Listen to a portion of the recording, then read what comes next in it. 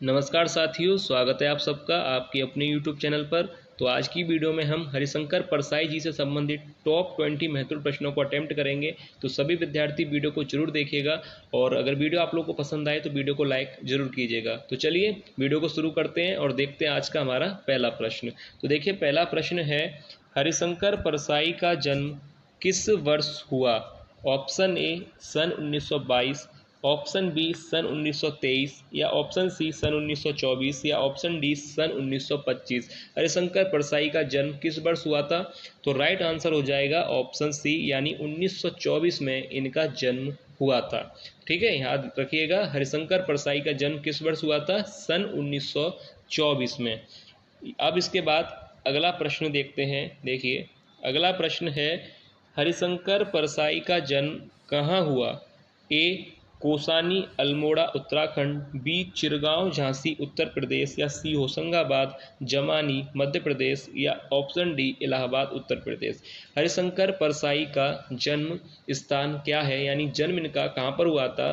तो मैं आप लोगों को बता दूं कि इनका जन्म मध्य प्रदेश राज्य के होशंगाबाद जिले के जमानी गांव में इनका जन्म हुआ था। याद रखिएगा, ठीक है, कोई भी कन्फ्यूज़न आपको होना नहीं चाहिए। मध्य प्रदेश राज्य के होशंगाबाद जिले के जमानी गांव में इनका जन्म हुआ था, यानी ऑप्शन सी यहाँ पर बिल्कुल राइट आंसर होगा। हरिशंकर परसाई का जन्म कहाँ पर हुआ था? होशंगाबाद जिले में, जमानी गांव, मध्य प्रदेश राज्य। ठीक है, यहाँ तक क्लियर है। अब इसके बाद देखिए, अगला प्रश्न देखते हैं। देखिए, अगला प्रश्न यहाँ पर दिया गया है, हरिशंकर परसाई ने किस विश्वविद्यालय से हिंदी एमए की डिग्री प्राप्त की? हरिशंकर परसाई ने किस विश्वविद्यालय से हिंदी एमए की डिग्री प्राप्त की? ए इलाहाबाद विश्वविद्यालय, बी लखनऊ विश्वविद्यालय, सी नागपुर विश्वविद्यालय से या ऑप्शन डी कानपुर विश्वविद्यालय से। तो देखिए, इन्होंने हिंदी एमए की डिग्री को प्राप्त किया था। ऑप्शन सी यहाँ पर राइट हो जाएगा, सी नागपुर विश्वविद्यालय से। ठीक है, याद रखिएगा, नागपुर विश्वविद्यालय से ही जो है इन्हें हिंदी एमए की डिग्री प्राप्त हुई थी। यहाँ पर आपको क्लियर है। अब इसके बाद देखिए, अगला प्रश्न देखते हैं। देखिए, अगला प्रश्न यहाँ पर दिया गया है, परसाई ने किस पत्रिका का संपादन किया था? ए किसान मित्र, बी वसुधा, सी हिमालय या डी नई धारा। तो हरिशंकर परसाई जी ने किस पत्रिका का संपादन किया था? संपादन एवं प्रकाशन किस पत्रिका का किया था? तो ऑप्शन बी याद रखिएगा, वसुधा पत्रिका। ठीक है, याद रखिएगा, हरिशंकर परसाई ने किस पत्रिका का संपादन किया था? वसुधा पत्रिका का इन्होंने संपादन एवं प्रकाशन किया था। ठीक है, यहाँ तक आपको क्लियर। अब इसके बाद अगला प्रश्न यहाँ पर दिया गया है। देखिए, अगला प्रश्न है, देखिए अगला प्रश्न है, वसुधा एक पत्रिका थी। वसुधा जो कि हरिशंकर परसाई जी ने इसका संपादन किया था, वसुधा पत्रिका का दैनिक पत्रिका थी या ऑप्शन बी साप्ताहिक पत्रिका थी या ऑप्शन सी मासिक पत्रिका या ऑप्शन डी वार्षिक पत्रिका। तो देखिए, वसुधा याद रखिएगा, ऑप्शन सी राइट हो जाएगा, एक मासिक पत्रिका थी। ठीक है, याद रखिएगा, वसुधा जिसका संपादन हरिशंकर परसाई जी ने किया था और यह एक मासिक पत्रिका थी। ठीक है, याद रखिएगा, ना तो ये दैनिक, साप्ताहिक और वार्षिक, ये तीनों ही ऑप्शन गलत हैं। मासिक पत्रिका का इन्होंने संपादन किया था जिसका नाम था वसुधा। अब इसके बाद अगला प्रश्न यहाँ पर दिया गया है। देखिए, अगला प्रश्न है, हरिशंकर परसाई किस युग के लेखक थे? ए भारतेंदु, बी द्विवेदी युग, सी छायावादी या ऑप्शन डी छायावाद उत्तर। तो देखिए, हरिशंकर परसाई किस युग के लेखक थे? अगर आप लोग इस प्रश्न तक आ चुके हैं तो काफ़ी सरल प्रश्न है, तो आप लोग इसका कमेंट करके आंसर बताइएगा कि इस प्रश्न का राइट आंसर क्या है, कि हरिशंकर परसाई जी किस युग से संबंधित हैं या किस युग के लेखक हैं। ठीक है, अब इसके बाद अगला प्रश्न हम अटेम्प्ट करेंगे। देखिए, अगला प्रश्न है, हरिशंकर परसाई का कहानी संग्रह है। ए तट की खोज, बी भूत के पांव पीछे या ऑप्शन सी हंसते हैं रोते हैं या ऑप्शन डी बेईमान की परत। तो देखिए, इनमें से हरिशंकर परसाई जी का कहानी संग्रह कौन सा है? तो देखिए, राइट आंसर होगा यहाँ पर, कौन सा राइट आंसर हो जाएगा? ऑप्शन सी, हंसते हैं रोते हैं, ये क्या है? इनका कहानी संग्रह। अगर आप तट की खोज की बात करें तो यह उपन्यास है हरिशंकर परसाई का। और भूत के पांव पीछे अगर इसकी बात करें तो ये एक निबंध संग्रह है जो कि हरिशंकर परसाई जी का ही है। और बेईमान की परत यह भी एक निबंध संग्रह है जो कि हरिशंकर परसाई का ही है। अब इसके बाद अगला प्रश्न देखते हैं।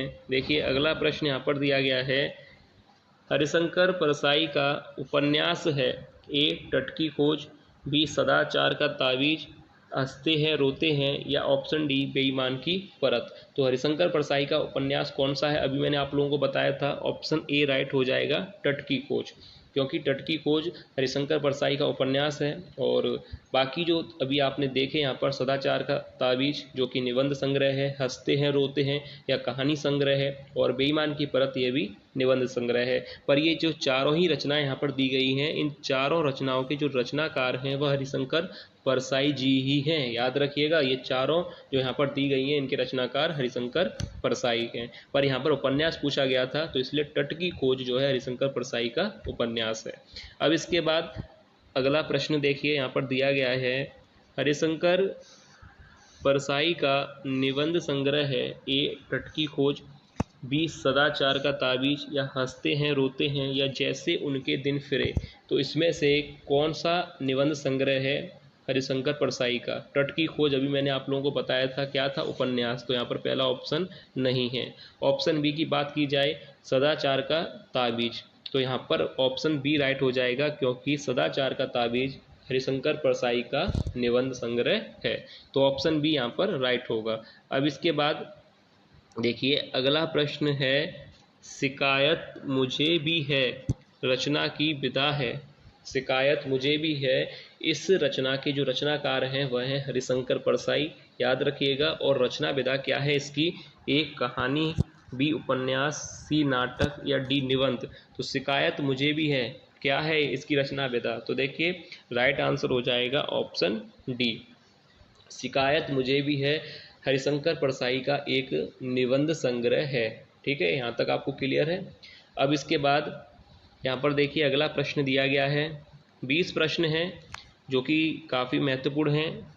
अब देखिए अगला प्रश्न है कि रानी नागफनी की कहानी के लेखक हैं हरिशंकर परसाई, प्रोफेसर जी सुंदर रेड्डी, मोहन राकेश, या राम वृक्ष बैनीपुरी।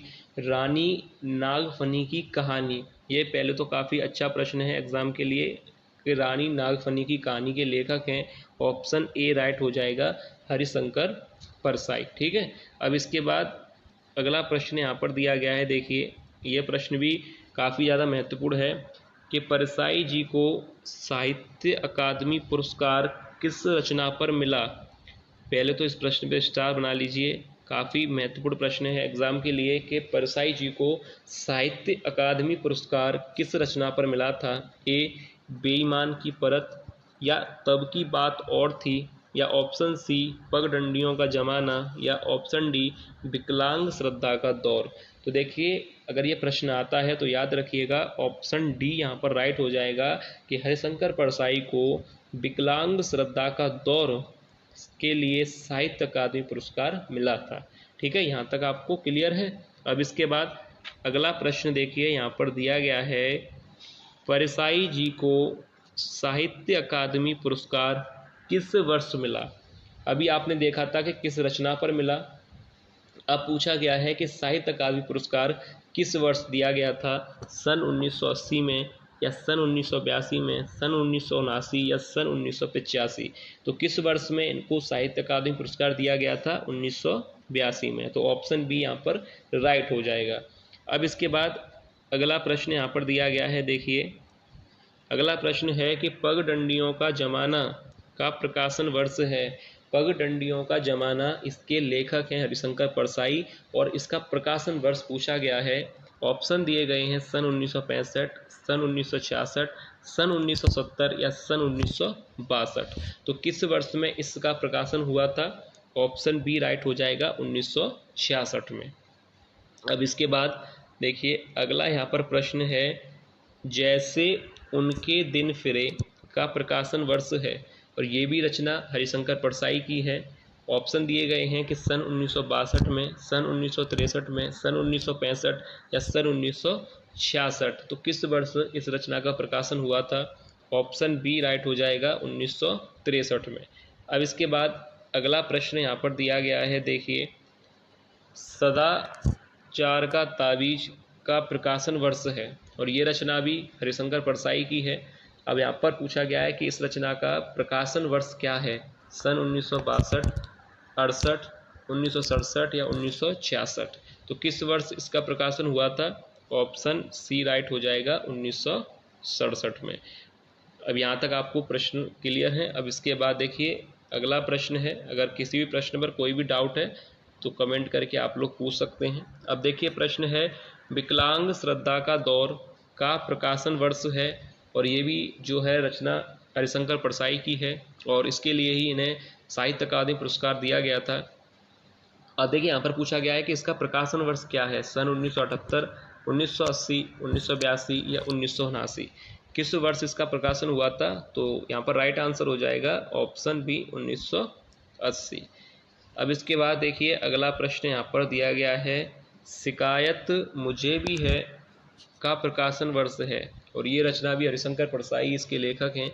शिकायत मुझे भी है, ऑप्शन ए 1968, 1970, 1972 या 1975। किस वर्ष में इसका प्रकाशन हुआ था? तो याद रखिएगा, शिकायत मुझे भी है निबंध संग्रह है हरिशंकर परसाई का और इसका जो प्रकाशन वर्ष है 1970, यानी ऑप्शन बी यहाँ पर राइट होगा, 1970 में इसका प्रकाशन हुआ था।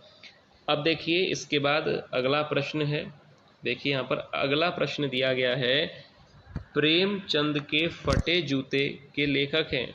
ए विष्णु प्रभाकर, बी मुंशी प्रेमचंद, सी हरिशंकर परसाई या ऑप्शन डी मैथिली शरण गुप्त। तो देखिए प्रेमचंद के फटे जूते, इसके लेखक कौन हैं? तो राइट आंसर हो जाएगा ऑप्शन सी हरिशंकर परसाई इसके जो है लेखक हैं, याद रखिए। अगला प्रश्न है देखिए जो कि आज की वीडियो का लास्ट प्रश्न है, हरिशंकर परसाई का निधन किस वर्ष हुआ? ए सन 1992, बी 1995, 1994 या 1996। किस वर्ष जो है हरिशंकर परसाई का निधन हुआ था? तो याद रखिएगा ऑप्शन बी यहाँ पर राइट हो जाएगा, सन 1995 में हरिशंकर परसाई का निधन हुआ था।